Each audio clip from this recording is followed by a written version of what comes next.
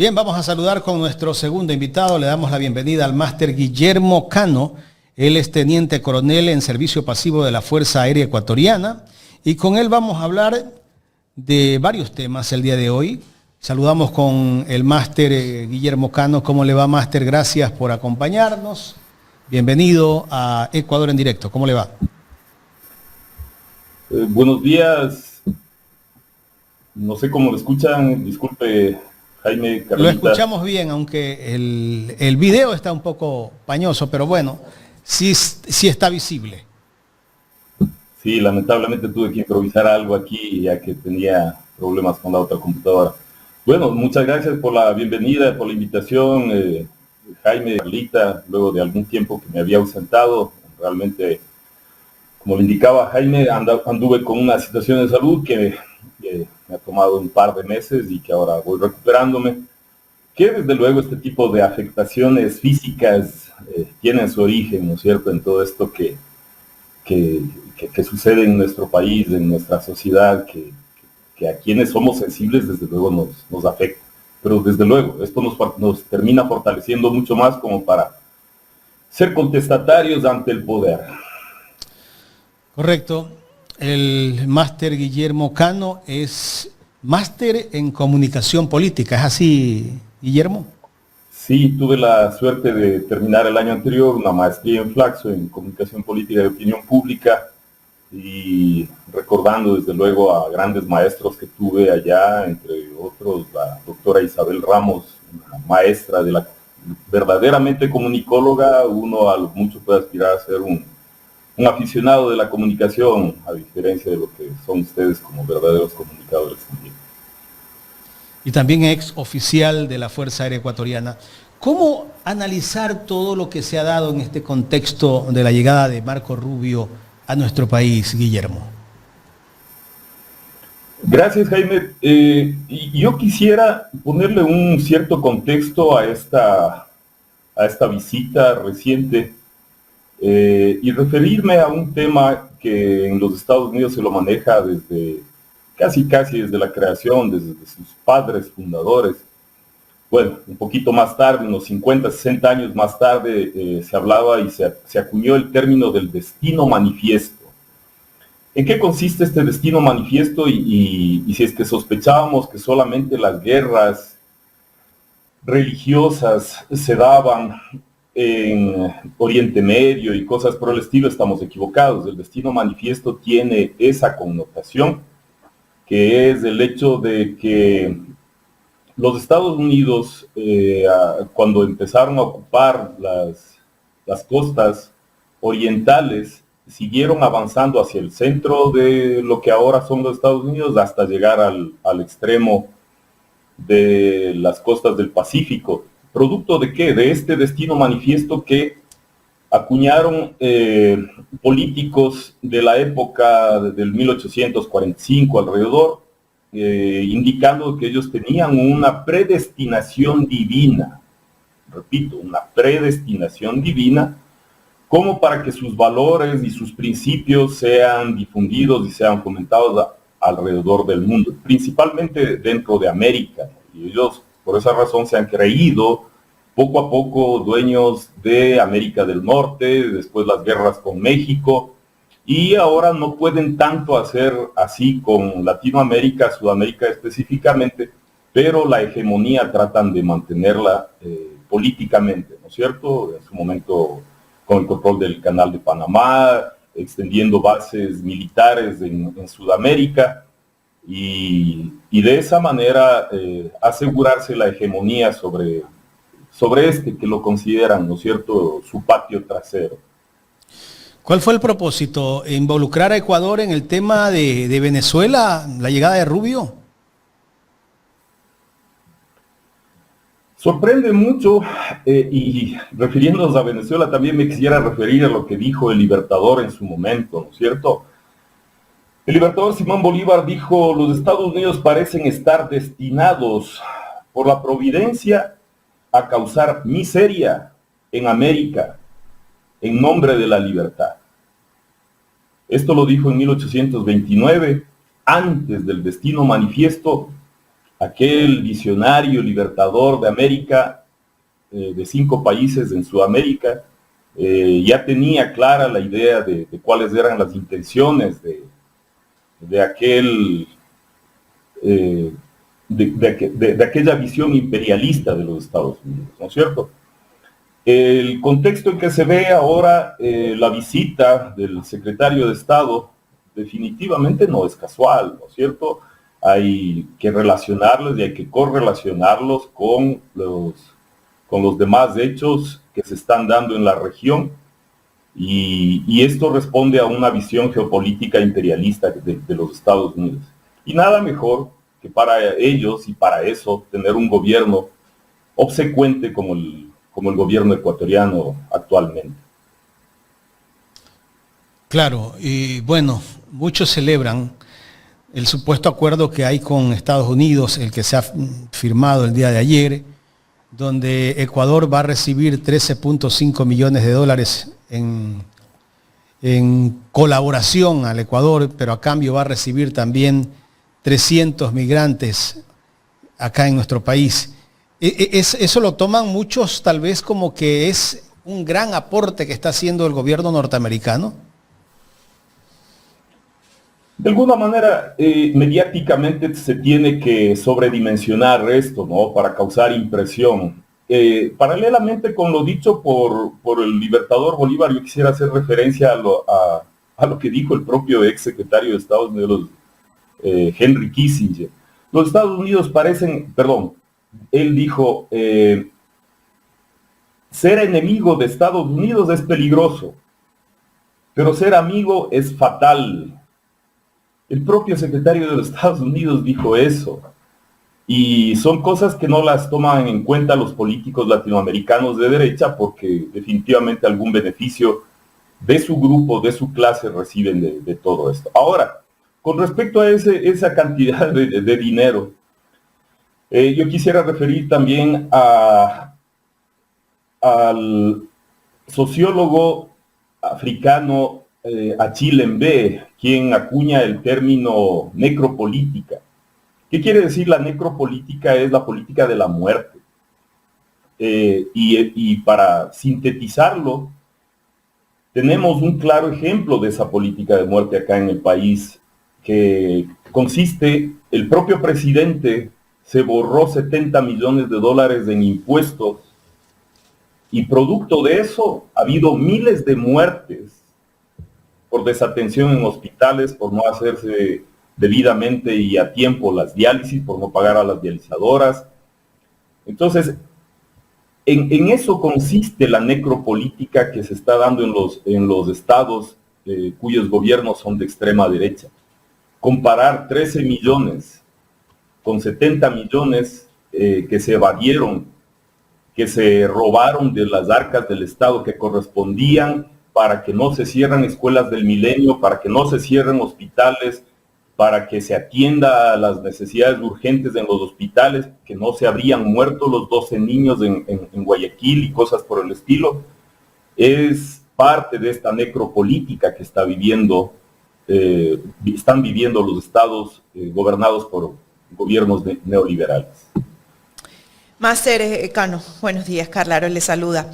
Hay muchos temas de los cuales analizar con la visita del señor Rubio. Tenemos el cartel de los soles, los 13 millones que manifiesta Estados Unidos brindará por el tema de seguridad, los 300 refugiados cada año que vendrán a Ecuador, que aunque ¿no? La canciller Sommerfeld manifiesta pues que podrá existir algún tema de veto, ¿no? Para algunos no nos deja claro cuál sería la relación de esto. Tenemos también la declaración de narcoterroristas a grupos de delincuencia organizadas de Ecuador, ¿no? Como son los choneros, los lobos, los chonekiller y todos estos. ¿Esto se encuadra en una estrategia de qué? ¿En una estrategia de que Estados Unidos se posiciona ya dentro de Ecuador? ¿Usted cree que todo esto corresponde a una agenda propia del gobierno ecuatoriano? Gracias, Carlita, buenos días. El día de ayer tenía ya la oportunidad de revisar titulares sobre la visita del secretario Rubio tanto a México como a Ecuador. Con México eran los titulares, desde luego, de la prensa hegemónica, ¿no es cierto? Titulares bastante agresivos respecto a cómo se esperaba que la presidenta Sheinbaum reaccione, que va a haber resistencia. Sin embargo, para la visita al Ecuador siempre fueron benevolentes los titulares, en el sentido de que acá sí hay la apertura, acá se aspira a la colaboración económica, de seguridad y cosas por el estilo. Específicamente, respecto a esto de los 300 refugiados, yo quiero resaltar algo que se viene diciendo por gente que hace investigación al respecto, y cual saludo, y que jamás va a ser difundido por los medios corporativos, porque son verdades. Verdades que, según el comunicador Vera, si es que se le puede llamar así, deben ser dosificadas las verdades, según él, ¿no es cierto? Pero estos 300 y los refugiados que siguen viniendo a distintos países, hay una investigación relacionada que son 13 países que se han acogido a esta sumisión ante esta visión norteamericana, de los cuales 12 tienen observaciones relacionadas con derechos humanos, y desde luego nuestro país también ha sido observado por violación a los derechos humanos.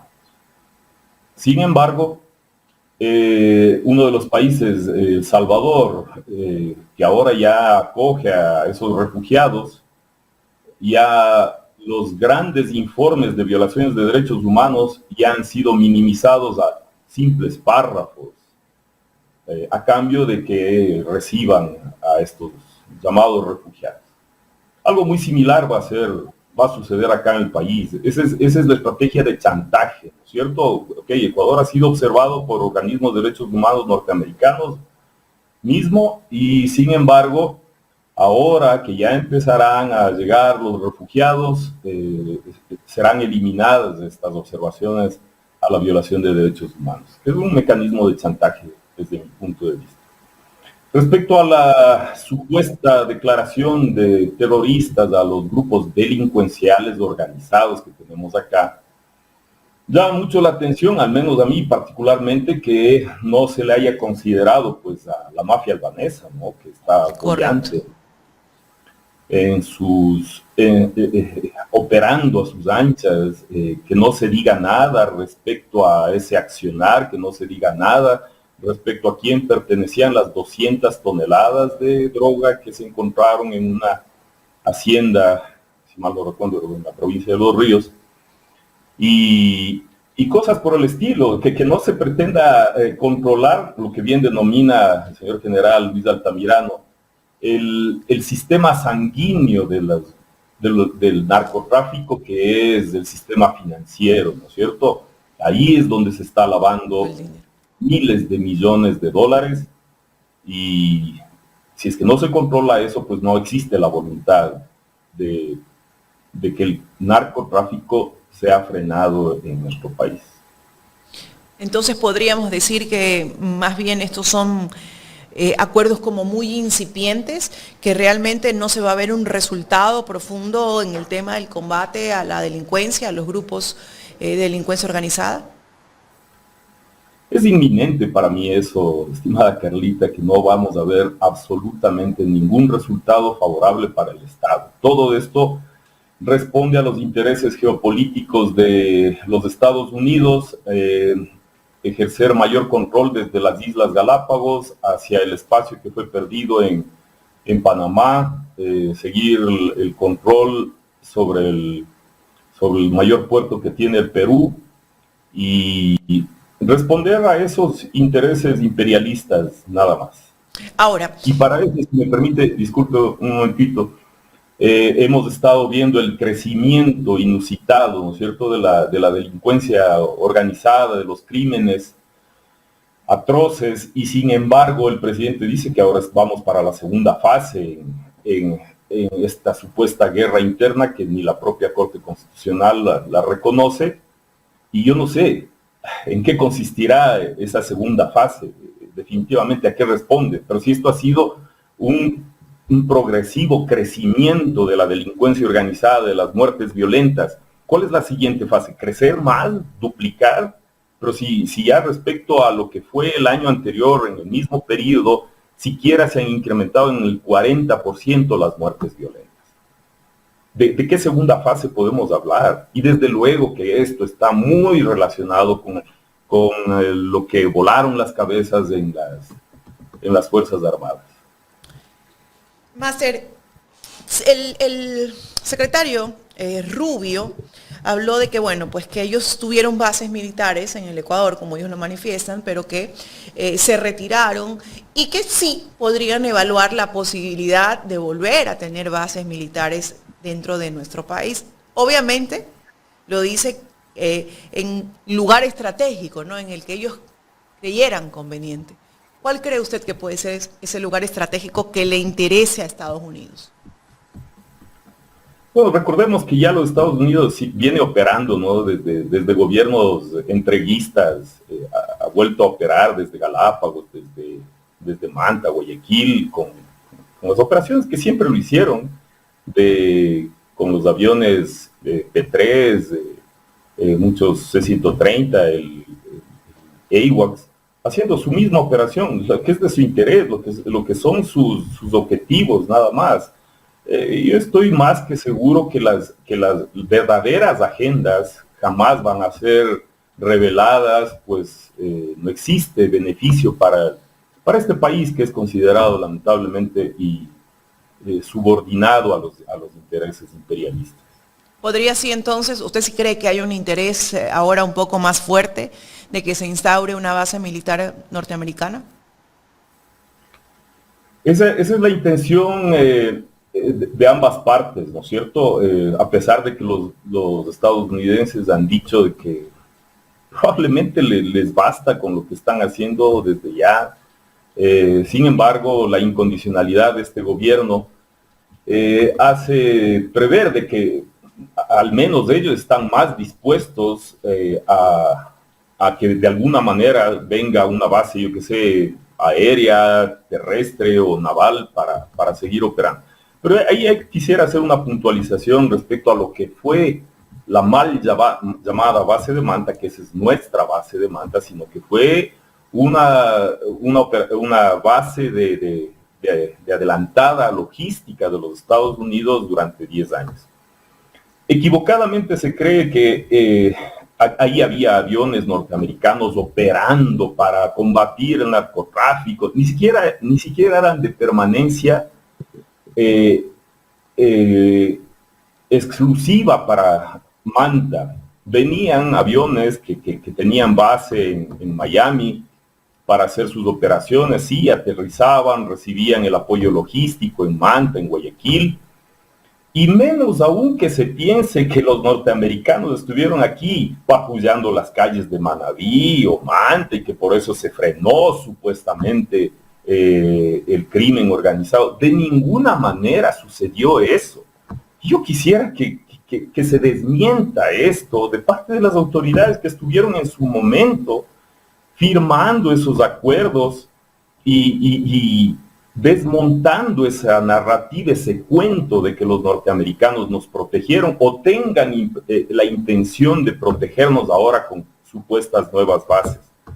Ellos siempre han velado única y exclusivamente por sus intereses. Por eso dije la frase de Kissinger, que ser enemigo de Estados Unidos es peligroso, pero ser amigo es fatal. O sino que pregunten a los países de Medio Oriente, a los que han utilizado en su momento, a los que han permitido que crezcan esos grupos militares insurrectos y después los han combatido y han dejado destrozando esas naciones. Jaime. Coronel, en el tiempo que tuvo la base de Manta, acá en nuestro país, algunos nos venden ese relato de que bajó la violencia y que el país era casi que un país de paz. ¿Eso es verdad lo que nos dicen? Estimado Jaime, eso es falso, de falsedad absoluta. vivíamos otras realidades, vivíamos otros escenarios. Recuerden que eso fue antes del gobierno al que tanto le han criticado, que tanto le consideran sacrílego y perverso con el propio país. Eso fue desde luego del 2007 al 2017, si mal no recuerdo, perdón, de 1998 hasta el 2008, y no se renovó ese convenio, y lamentablemente le escuché pues al secretario Rubio decir que no se renovó porque aquel gobierno que no quiso renovar estaba con vínculos con el narcotráfico. Yo no sé cuál es la evidencia con el que el tipo dice eso, y por qué no se dice la realidad que se vive desde Moreno, Lazo y Noboa respecto a la vinculación de grupos delincuenciales organizados con aquellos gobiernos. No se dice absolutamente nada. Y no se menciona a la mafia albanesa, ¿no? Jamás lo van a hacer. O sea, es ilusorio pensar de que van a combatir a aquellos, como dice Naomi Klein en su libro La doctrina del shock. El narcotráfico nutre la economía de los Estados Unidos. Y eso hay que tenerlo muy presente. ¿Y cuál es el interés estratégico de Estados Unidos acá en nuestro país? Por supuesto, afianzar la hegemonía del que consideran su patio trasero, ¿no es cierto? Los intereses geopolíticos en Venezuela son gigantescos, el país que tiene la mayor cantidad de reserva de petróleo del mundo, no lo van a dejar perder a eso que muy probablemente lo consideran como propio, las reservas de agua, las reservas de litio y todos esos recursos naturales los gringos los consideran como propios. Y está el tema de Guyana también ahí, que Venezuela tiene más de 100 años peleando un territorio que está en poder de Guyana, y que parece ser que el interés y la flota de barcos de guerra que están en el Mar Caribe seguramente es por este tema. Así nos han tenido entretenidos a los latinoamericanos con este tipo de luchas fratricidas, ¿no es cierto? En su momento Argentina, Chile, Ecuador, Perú, las diferencias limítrofes y cosas por el estilo, y que son motivos de incendio en su momento, cada vez y cuando les conviene a ellos, ¿no es cierto? ¿Hacia dónde debería mirar el gobierno en este momento? ¿Hacia dónde? ¿Asia? ¿Europa? ¿Estados Unidos? Ese es el deber ser, mi estimado Jaime, que desde luego hay muchas respuestas, pero que un gobierno con un presidente nacido en Miami jamás lo va a hacer. Desde luego que cuando medianamente empezamos a levantar la cabeza y a mirar hacia otras latitudes, primero ya los Estados Unidos ya nos catalogaron como narcoestado y cosas por el estilo, o como países que se subordinan a otras latitudes. Y me llamó la atención el otro día que le escucho yo al entrevistador, no sé si presentador de noticias de Teleamazonas, por casualidad, porque ni siquiera veo ese noticiero, sino por ahí se cruzan muchas de las veces en redes sociales esas entrevistas. Él decir, al que le entrevistaba, le preguntaba, ¿y qué hacer con China? Le preguntaba, ¿y qué hacer con China? Y a pesar de que fue una relación durante el gobierno de Correa, una relación en la que se consiguieron créditos, pero a un interés altísimo. O sea, nada más pueril que un análisis de esa manera, ¿no es cierto? O sea, ahora supuestamente estaremos muy bien con los créditos del FMI, que ya la deuda externa ya no se transforma sino en deuda eterna. Si bien es cierto, los intereses son más bajos, pero hipotecamos nuestra libertad, hipotecamos la seguridad social, hipotecamos la atención social, la educación, la salud, la ejecución de obra vial, la ejecución de obra pública en general. Esos son los altos costos que los manipuladores en la información no razonan, ¿no es cierto? Y desde luego, para ellos estará muy bien el hecho de endeudarse con el FMI, haber duplicado la deuda externa y el país estar en severa crisis en todo ámbito. China es el primer mundo ahora. ¿Cómo analizar el futuro con este país asiático? Que vemos que prácticamente en todo el planeta está China, y China tiene productos en todos los hogares del planeta, ¿no? Por supuesto, y es muy válido analizar ese aspecto, estimado Jaime. China es una civilización prácticamente milenaria, ¿no es cierto? Y que en algún momento, cuando Trump les impone el 50% de aranceles, prácticamente ellos se rieron, ¿no? Dijeron, bueno, nosotros tenemos 5.000 años de experiencias de vida, una cultura totalmente distinta, y sabremos afrontar esto.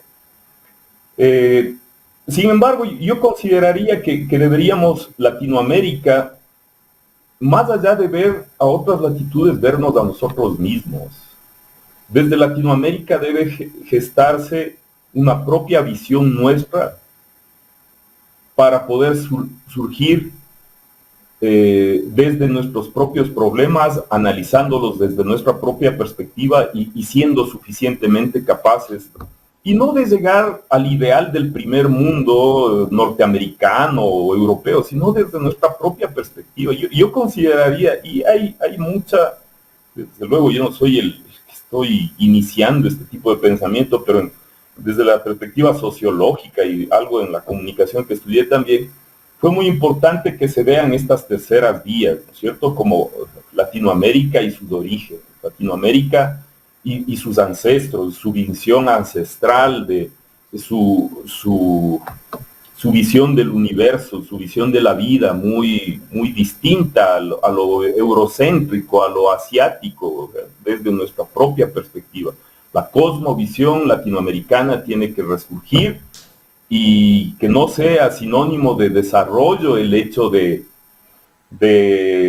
llegar a despegar económicamente ni cosa por el estilo. Tiene que haber un desarrollo, diría yo, de la conciencia, un desarrollo espiritual, si es que se quiere, desde luego satisfaciendo las necesidades básicas, acortando esas brechas enormes entre ricos y pobres y atendiendo a todos los seres humanos por igual, como es el derecho de todos. China está preparado para dominar el planeta en realidad. Militarmente, ese desfile maravilloso que vimos hace 2 días atrás, donde estuvieron presentes varios presidentes del mundo, ahí estuvo Putin, otros presidentes europeos, demostró China con todo este desfile que hizo que podría estar preparado para ser la primera potencia a nivel militar. Es impresionante, fue impresionante el desfile, y desde luego es parte de los contrapesos de lo que se aspiraría que sea un mundo multipolar que daría un poco más de seguridad.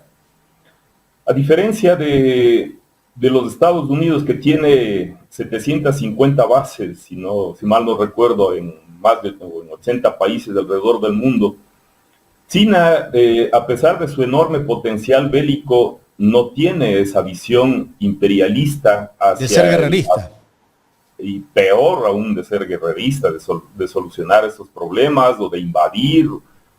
Pero los Estados Unidos es inminente, cosa que ojalá, por Dios, nuestros gobernantes lograrían admitir, y sobre todo nuestra población entender, que el propio secretario de Estado de los Estados Unidos dijo que ser amigo de los Estados Unidos es fatal, y hacia esa fatalidad nos están conduciendo los gobernantes cuando se ponen de los Estados Unidos de manera incondicional a hacer este tipo de acuerdos. Desde luego, yo consideraría que es bueno para el mundo que existan este tipo de contrapesos, un mundo multipolar, desde luego con visiones pacifistas más que guerreristas. La preocupación tal vez de los Estados Unidos es que hay países como Brasil, de acá de nuestro continente, que no están en este momento en la línea de sus políticas, ¿no? Ellos están en el plan de los BRICS. México es un país donde hay una presidenta de izquierda también que me imagino le preocupa mucho a los Estados Unidos. A nivel geopolítico, sí hay, creería yo, alguna preocupación por muchos intereses, ¿no? Porque están viendo dónde están los recursos naturales. En el caso de Venezuela, uno de los intereses tal vez es el petróleo y muchos otros temas más dentro de ese país. Acá en Colombia hay un gobierno de izquierda como Gustavo Petro que tampoco le está siguiendo el juego al gobierno norteamericano. ¿Cuál es el interés en realidad que hay por la región de parte de los Estados Unidos?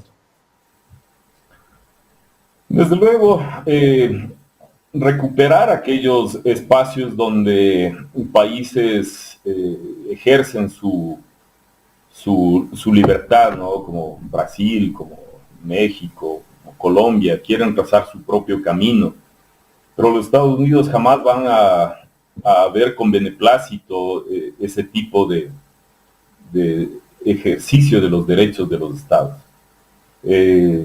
Al punto de que el expresidente Bolsonaro y su proceso legal que está siguiendo, los Estados Unidos ya salió a defenderlo, ¿no es cierto? Porque necesitan de aquellos incondicionales a su visión para dominar esos espacios y sus recursos.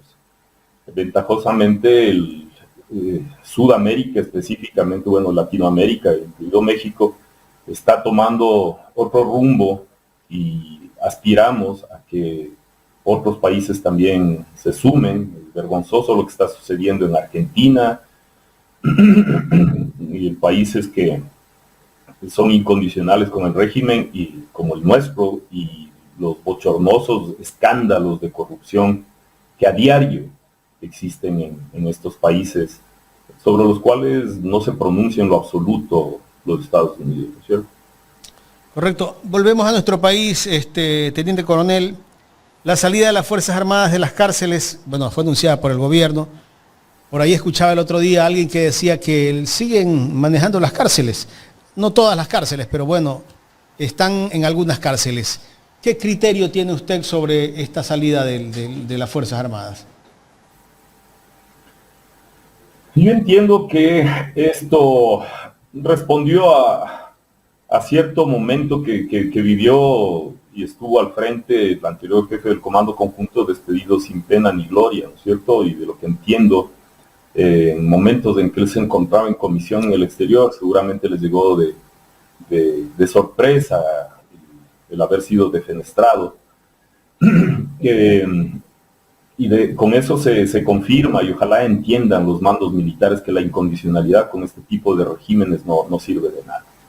Entonces, ese tipo de acciones, ese tipo de decisiones apresuradas, porque esa no es la naturaleza de los miembros de Fuerzas Armadas, ir a ejercer cuidado en las cárceles, fueron más de impacto en su momento. Ahora se ha reducido, inclusive hay escándalos de corrupción por algunos miembros que entiendo yo, sobre todo por la condición en la que desempeñan esas funciones, fueron tentados, algunos de ellos están en procesos de investigación, fueron tentados por los grupos delincuenciales para recibir coimas, por dejar pasar celulares y ese tipo de cosas.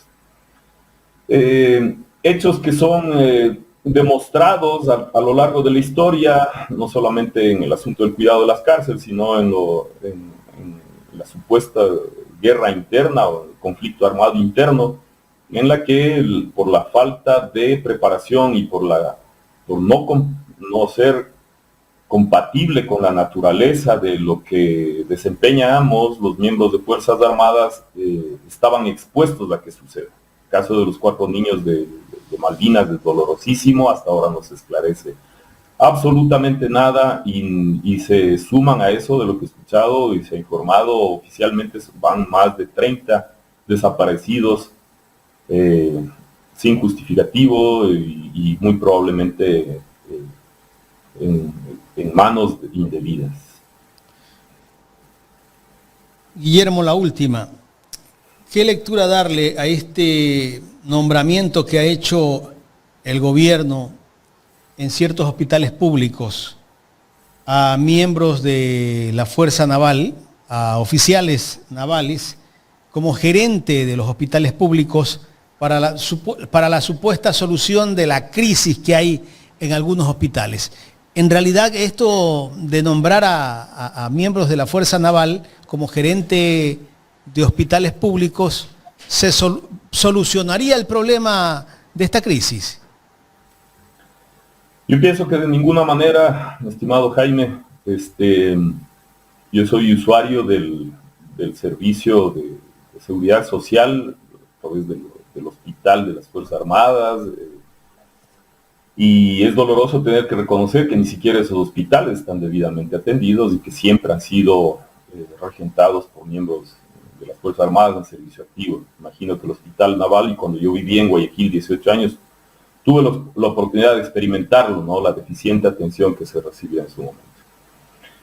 No será de ninguna manera solución alguna, porque la preparación no va con la naturaleza de los miembros de las Fuerzas Armadas, por muy médicos que sean quienes vayan allá, pero si es que son médicos, especialistas, brillantes y cosas por el estilo, pero la administración hospitalaria es de otra naturaleza. Y si es que no se saca a esa, como declaró por ahí alguno de los delincuentes, que esta infiltración de la delincuencia en los hospitales públicos no se da tocando la puerta de los hospitales públicos, ¿no es cierto?, sino que se da con la anuencia del poder.